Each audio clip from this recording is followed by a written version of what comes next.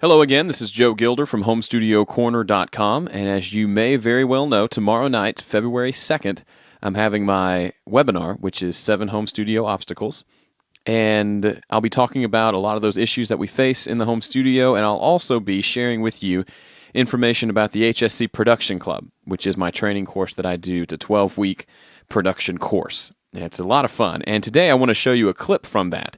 If you're in the course, you get at least an hour's worth of video every week from me. And so I'm going to take a small clip from the week where we talk about mixing drums and show you a video of mixing the kick drum. So let's dive in and I'll show you that. And now it's time to bring in Mr. Kick Drum.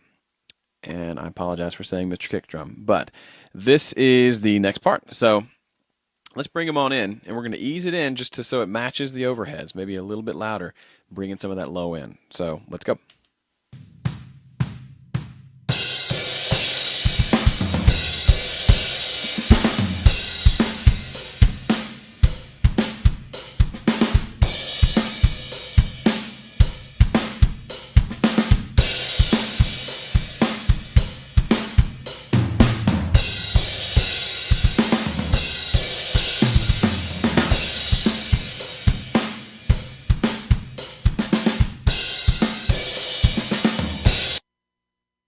Pretty happy with that level. Now, the kick drum, it sounds good. I mean, obviously this is Easy Drummer, so you could say that we're cheating a little bit. It sounds so good, but it's a good sounding kick drum. But what I'm still going to do is I'm going to come in and add some things. I'm going to go to that 400 hertz range, for example, I know, and take out some of that. I'm also going to listen to it, and primarily I'm going to mix listening to the whole kit. I'm not going to listen to just the kick drum and get it sounding perfect and then listen to it with the rest of the kit. All of my major decisions are going to happen while I'm listening to the entire kit, and that's a good approach for mixing in general. You want all your decisions to be made in the context of a mix, because what good does it do you to get the perfect sounding kick drum soloed if it doesn't fit with everything else? So save yourself some time and do that. Speaking of time, let's check our timer up here. We've been going at it for 20 minutes. Now, I'm going to limit myself to an hour working on this on drums and bass. And you may give yourself more time or less, but give yourself some sort of limit, because if you don't, then you'll spend a lot of time wasting time pulling up EQ presets, messing around with levels, goofing off, and it'll take you 3 months to mix one song. And if you're learning things, that's fine, but I still think it's important to give yourself a limit. Give yourself some time. And I think it should take me, at this point where I am, I think I should be able to mix a song in about 4 hours.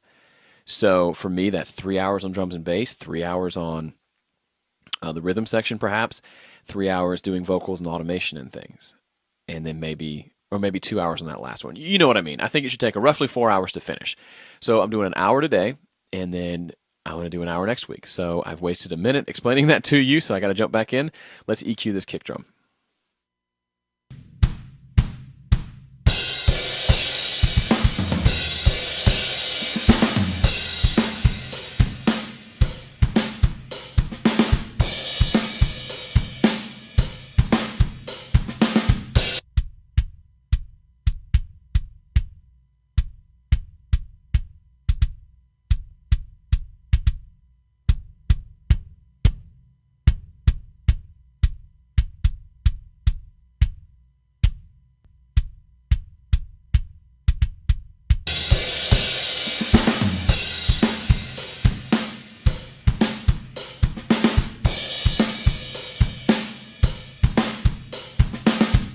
Before you call me a hypocrite, I did solo it because I wanted to hear what that frequency was doing.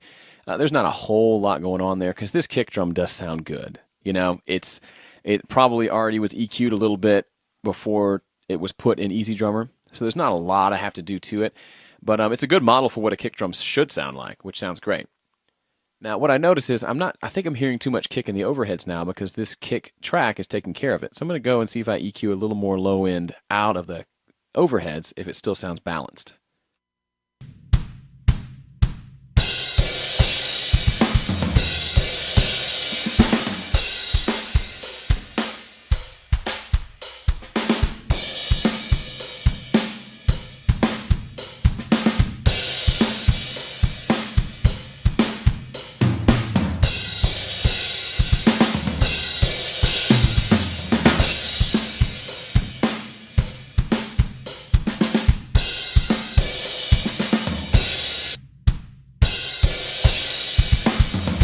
I'm pretty happy with the way that sounds.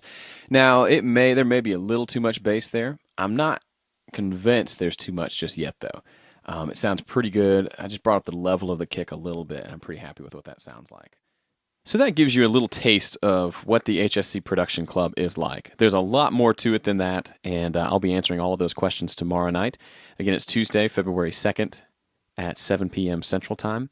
And for example, that clip there is only about 5 minutes or so out of an hour-long video on mixing drums and bass. So there's a lot of content there, a lot of helpful things I think you'll find, and I hope you'll join us tomorrow night. You can register by clicking on the link with the video, and we'll go from there.